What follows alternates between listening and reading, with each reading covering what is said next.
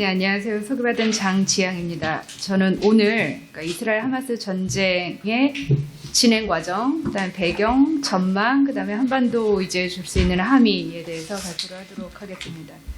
우선 이스라엘 하마스 전쟁 진행 과정에 대해서 간단하게 말씀을 드리자면, 올해 10월 7일에 팔레스타인 가자지구를 통제하는 이슬람 급진주의 무장단체 하마스, 그러니까 이란의 프록시로 알려져 있죠. 그러니까 전례 없는 기습 공격을 감행을 해서 이스라엘인 1,400명이 죽고 240명이 인질로 잡혔습니다. 그리고 이제 이스라엘에서는 이게 우리한테는 9.11 테러보다 더 충격적인 사건이다라는 얘기가 나왔었고요. 그래서 이제 바로 이스라엘이 이제 가자지구로 지상전을 시작을 합니다. 그러니까 당시에 이스라엘 군이 목표를 3가지로 내세웠는데, 첫 번째가 팔레스타인 주민의 이 민간인의 피해를 최소화하고, 두 번째가 자신들의 인질을 최대한 구하면서, 세 번째가 외과수술적으로 하마스 대원을 모두 제거하겠다라는 것이 이제 자신들의 지상전의 목표이고, 소위 제2의 독립전쟁이라고 얘기를 했습니다. 그러면서 이제 지상전에 이제 전투병들이 들어가는 동시에 가자지구를 상대로 대대적인 공습도 동시에 이루어졌는데요. 주로 이제 병원과 여러 의료기관을 이제 공습을 했는데, 왜냐하면 그 지하에 하마스의 군사기지의 헤드쿼터들이 있었고, 그리고 또 가자지구 지하터널 500km에 해당하는 곳에 하마스 대원들이 다 잠복하고 있었고, 또 이제 난민촌에 또 이제 하마스 지도부가 숨어 있어서 이제 공습을 했는데, 당연히 그러다 보니 이제 팔레스타인 민간인들 희생자 수가 높아지면서 인도주의 위기가 커지고, 이제 거기에 대응하는 이스라엘 정부의 입장은, 거기는 그냥 민간인들이 있는 곳이 아니라 군사기지가 있는 곳이기 때문에 이것은 인도주의 원칙에 위배되는 건 아니다라고 이제 자신들의 논리를 얘기를 했습니다.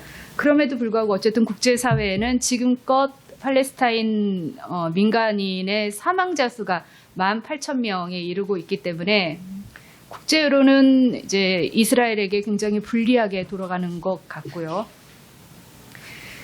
그래서 이제 우선 11월 15일에 유엔 안보리에서 이제 12개국이 찬성을 하고 미국, 영국, 러시아는 기권을 했습니다. 미국, 영국의 기권 이유는 그 안보리 결의안 안에 하마스 테러를 규탄하는 내용이 빠졌기 때문이고, 러시아가 기권한 이유는 이제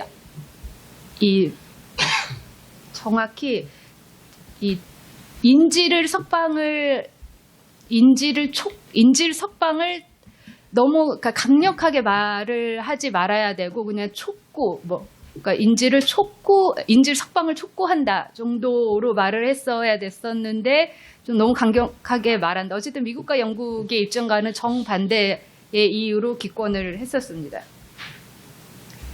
그래서 이제 그 당시에 그래도 결의안이 통과한 내용은 휴전은 절대 아니고요. 일시간 교전 중단의 내용으로 이제 결의안이 채택이 됐었고, 또 얼마 전에 12월 8일에 유엔 안보리 결의안이 또 이제는 휴전을 내용으로 이제 결의안이 상정이 됐는데, 그때는 미국이 반대를 하면서 무산에 이르렀습니다. 어쨌든 11월 15일에 유엔 안보리 결의안이 이제 일시 교전 중단 내용으로 채택이 되면서 11월 24일에 카타르, 중동의 스위스가 되고 싶어 하는 이 카타르의 중재로 미국, 이스라엘, 하마스 간의 일시간 교전 중단을 협상을 타결이 됐고요. 그리고 이제 하마스가 어린이와 여성 인질 100여 명, 이스라엘은 팔레스타인 수감자 240여 명을 맞교환을 했고, 또 이스라엘은 가자지구로 의약품, 식료품, 그다음에 연료를 실은 트럭 300대가 들어가는 것을 허용을 했습니다. 그래서 가장 지금 최근에 이 전쟁 진행 과정은, 어쨌든 아까 11월 24일에 일시 교전 중단 이후에 일주일 만에 다시 교전이 재개가 됐고요. 그리고 지금 그 과정에서 하마스 대원들이 대거 투항을 하는 모습을 보이고 있고요. 그럼에도 이제 이스라엘을 향한 국제사회의 여론은 굉장히 안 좋게 흘러가고 있고, 이스라엘 측 입장은 우리에게 적어도 2, 3주를 더 달라, 더 넉넉하게는 1월 말까지 우리한테 시간을 주면 우리의 목표 중에 하나인 이 하마스 대원을 외과수술적으로 모두 제거하는 이 전략을 성공시키겠다가 제가 생각하기에는 가장 최근의 이제 전쟁 진행 과정의 상황인 것 같습니다. 이제 이 전쟁이 일어난 배경은 팔레스타인 측도 있고 이제 이스라엘 측에도 그 원인이 있는데, 우선 팔레스타인 같은 경우는 이제 하마스가 왜 하필 그때 그런 식의 기습 공격을 했느냐를 보면, 이 팔레스타인 정치 지형 내부에 이 하마스의 가장 이 라이벌격인 이 파타, 즉 지금 서한 지구의 팔레스타인 자치정부를 꾸리고 있는 피에로의 최대 정파인 파타와 하마스 간의 굉장히 극심한 정쟁 구도 과정을 봐야 되고요. 그러면 또다시 그 둘의 주도권 경쟁은 늘 있어 왔는데 왜 하필 10월 7일이냐라는 질문에는 그 당시에 사우디, 이스라엘 간의 수교 협상이 그야말로 빠른 속도로 진행이 되고 있었고, 이제 두 국가가 수교를 할 경우 가장 큰 수혜자는 팔레스타인 자치 정부를 꾸리고 있는 이제 하마스의 라이벌인 이 파타가 될 테고, 팔레스타인 내부에서는, 그리고 영내에서의 가장 큰 패배자는 이란이 된다라는 거죠.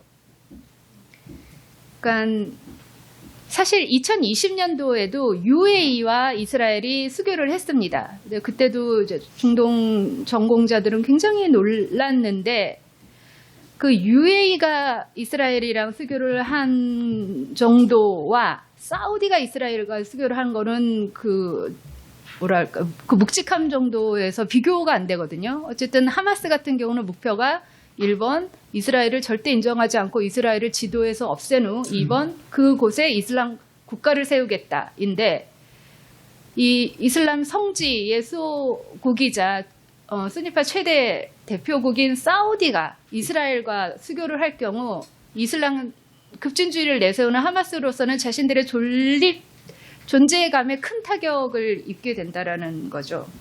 그렇다면은 그럼 사우디는 다시 한번 이슬람 성지의 수호국인데 이스라엘과 수교를 할 경우 나름 자신들의 평판에 약간 무리가 되는 결정이 아닐까라는 질문에는, 지금 현재 사우디는, 중동에는 항상 전례 없는 일들이 많이 일어나는데 사우디도 지금 전례 없는 속도와 그 규모로 개혁 개방을 실시를 하고 있거든요. 뭐 사람들이, 그러니까 그게 사우디의 왕세자인 MBS가 무슨 그냥 치기 어린 자신의 개인적인 결정이냐 아니면 뭐 개혁군주냐 이렇게 하는데, 저는 그 두 가지 다 맞을 수도 있고 틀릴 수도 있고, 저는 개인적으로는 큰 관심을 없고, MBS가 개혁을 결정하게 될 수밖에 없는 그 배경을 보면 사우디에서의 인구의 70%에 해당하는 이 나이 35세 이하의 청년들이 계속 개혁을 푸시를 한다라는 거죠. 그러니까 그들은 이제 금수저를 물고 태어난 세대인데, 그렇게 뭐 세계 여행도 많이 다니고 이러는데 아무리 생각해도 사우디가 너무나 보수적이고 너무 친이슬람적이고 너무 석유 우전적인 국가라 우리도 좀 정상 국가에서 살고 싶다라는 그러니까 슬로건으로 왕세자를 이렇게 지지를 하면서 계속 개혁을 푸시를 하고 있어서, 그렇기 때문에 이제 개혁에 성공을 하려면 제일 중요한 게 영내가 안정이 돼야 되고, 그래서 경제 실용주의를 내세운 거고, 두 번째는 이스라엘이 갖고 있는 이런 첨단 전략 기술이 굉장히 필요하다라는 거죠. 그래서 사우디와 이스라엘의 이 수교 협상이 굉장히 빠른 물살을 타게 되는 데는 사우디 국내 요소도 크게 작용하고 있다라는 것을 보시면 되고요.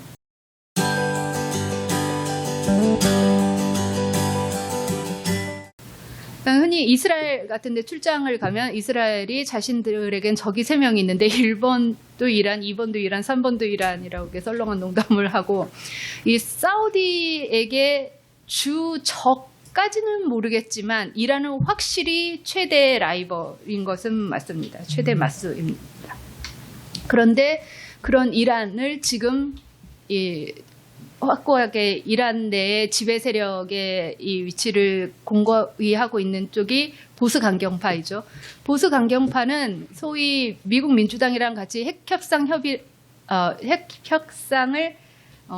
체결했던 온건 개혁파랑은 굉장히 달라요. 온건 개혁파 같은 경우는 이란도 우리도 이제 국제사회의 일원으로 다시 뭐 정상국가가 되고 싶다라는 게 슬로건이라면 이란 강경파는 그냥 대놓고 우리는 이슬람 혁명 수출을 영내하는 것이 목표이고 그리고 그렇게 하기 위해서는 핵 개발도 불사한다라고 얘기를 하고 있거든요.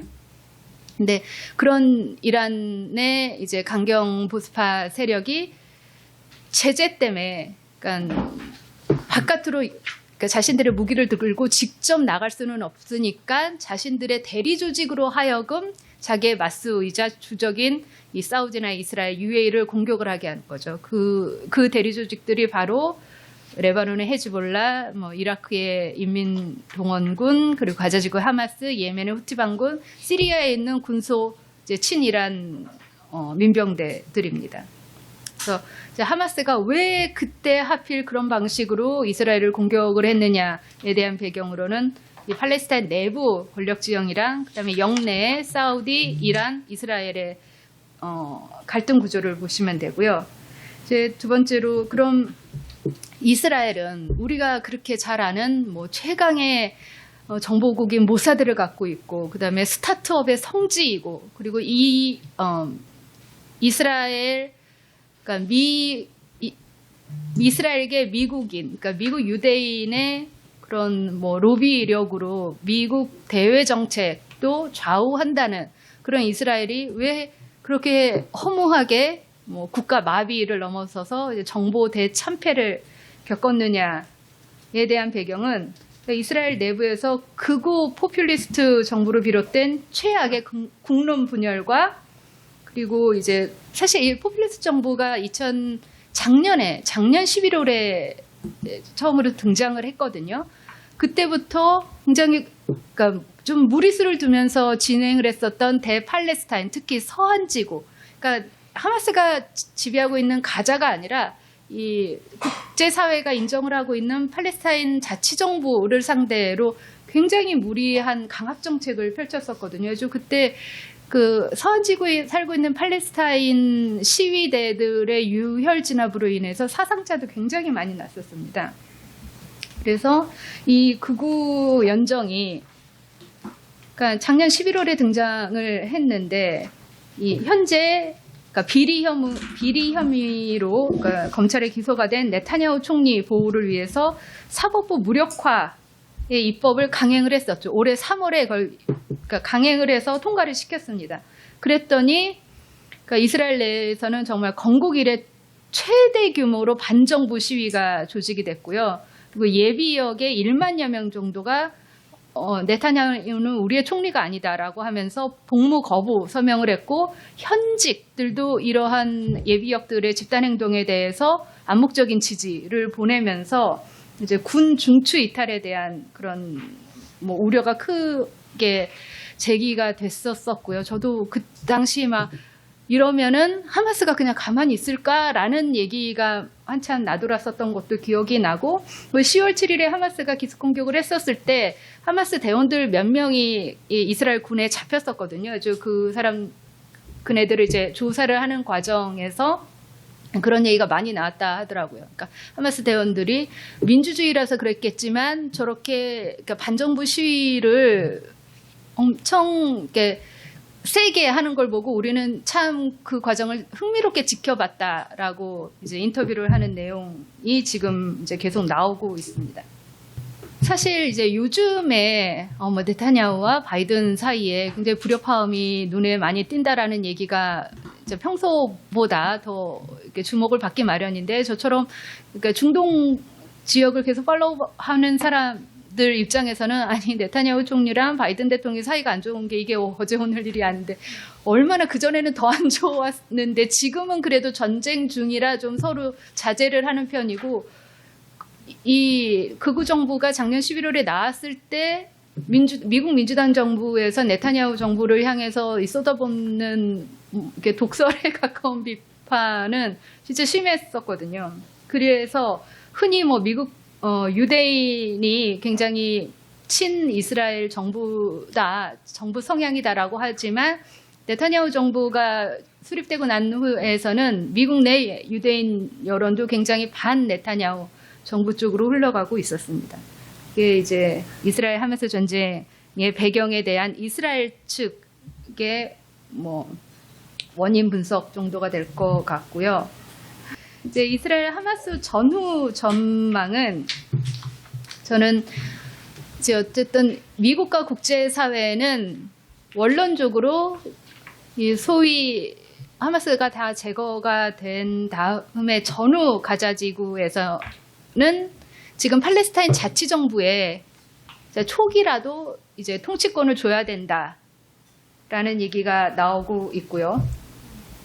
근데 문제는 과연 이 팔레스타인 자치정부가 전후 가자 지구를 잘 통치할 수 있는가에 정말 커다란 물음표가 붙을 수밖에 없는 것이 지금 이 프리덤 하우스 지수를 보면 100점 만점에 서한 지구는 22점, 가자는 11점입니다. 우리나라는 86점, 우리나라는 83점, 그다음에 이스라엘은 76점. 이스라엘이 우리랑 비슷했는데 이제 네타냐후 정부, 극우 정부가 들어서면서 계속 이제 하락을 했는데, 그리고 지금 현재 주민들의 84%가 파타흐가 너무 부패했고, 72%는 하마스가 너무 부패했고, 58%는 하마스가 너무 무섭고 공포정치를 펼치고, 53%는 파타흐도 크게 다르지 않아서 두렵다라고 하고 있기 때문에, 과연 이제 이게 팔레스타인 자치정부에게 기회가 간다 하더라도